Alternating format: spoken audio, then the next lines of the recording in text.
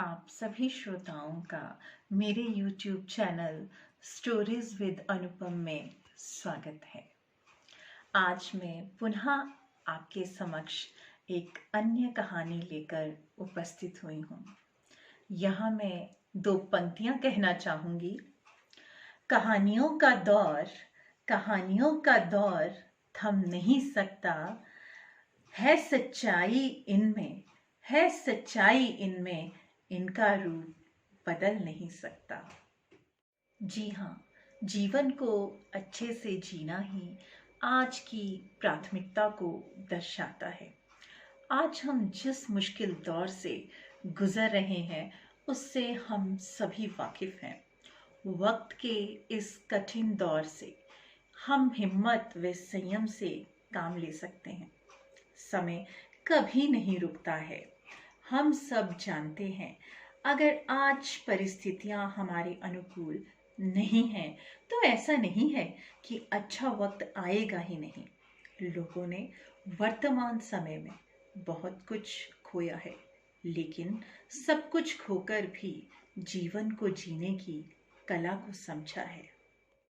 वक्त अगर इंसान को अच्छा ही समय दिखाता रहे तो उसकी भी कद्र नहीं रहती।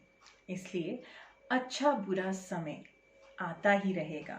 हम सभी के साथ कोई ना कोई घटना घटती है, मगर इससे घबराने की आवश्यकता नहीं है, क्योंकि परिस्थितियां हमेशा एक समान नहीं रहती हैं। ये बदलती हैं और हम अच्छे दिनों का भी आनंद लेते हैं। आज मैं आपको ऐसी ही एक कहानी सुनाने जा रही हूँ। समय एक जैसा नहीं रहता। एक राजा था, वह बहुत संपन्न और अहंकारी था।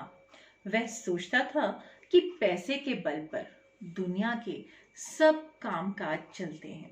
वह कहता था कि इस संसार में धर्म कर्म मित्र सखा सब पैसा ही है। परंतु उसकी रानी बड़ी बुद्धिमती थी। वह बुद्धि व समय को श्रेष्ठ समझती थी।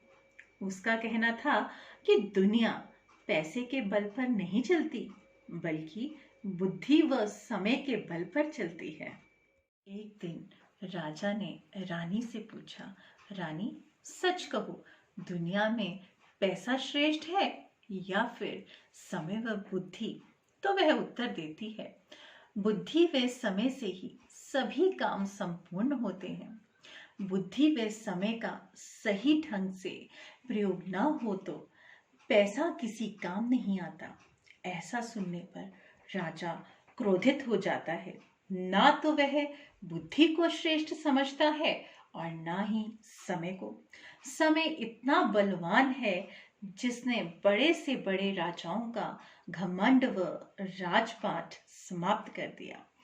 विजय उसी की ही होती है जो समय व बुद्धि को श्रेष्ठ समझता है।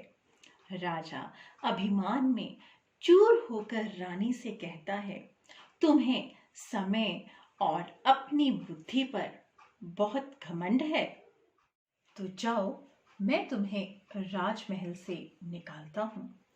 ऐसा कहकर राजा ने रानी को नगर के बाहर एक मकान में रख दिया।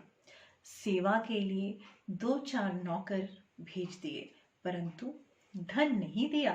रानी ने निश्चय कर लिया कि वह राजा के इस घमंड को अवश्य चूर चूर करेगी और वह अपनी बुद्धि और समय का सदुपयोग करती है। रानी इतनी चतुर थी कि उसने नौकर से 2 ईंटें मंगवाई और उन्हें एक वस्त्र में लपेटकर और उस पर अपने नाम की मुहर लगा दी और उसे एक सेठ के पास भेज दिया। मुहर लगी देखकर सेठ ने पैसे दे दिए। समय भी मानो रानी का साथ दे रहा था। रानी ने उस पैसे से व्यापार शुरू किया। रानी स्वयं व्यापार की देख रेख करने लगी। थोड़े ही समय में रानी ने इतना धन कमा लिया कि उसने सेठ के पैसे चुका दिए और साथ ही गरीब लोगों के लिए मुफ्त अस्पताल, पाठशाला व अनाथालय खुलवा दिया। चारों ओर रानी की प्रशंसा होने लगी और उधर राजमहल में राजा की परिस्थिति विपरीत हो गई। राजा को उसी के मंत्रियों ने लूटना शुरू कर दिया और समय के साथ राजपाट भी उसके हाथों से निकल गया। राजा पछताने लगा। उसने रानी को नगर के बाहर से बुलवाया और फिर रानी से कहा, तुम श्रेष्ठ हो। मैंने अपने अभिमान में अपना राजपाट और समय दोनों खो दिए। राजा का अहंकार समाप्त हो गया और उसने रानी से भी क्षमा मांगी। राजा ने समय व बुद्धि को श्रेष्ठ माना। तो आपने कहानी सुनी। केवल मनुष्य को अहंकार ही नष्ट कर देता है।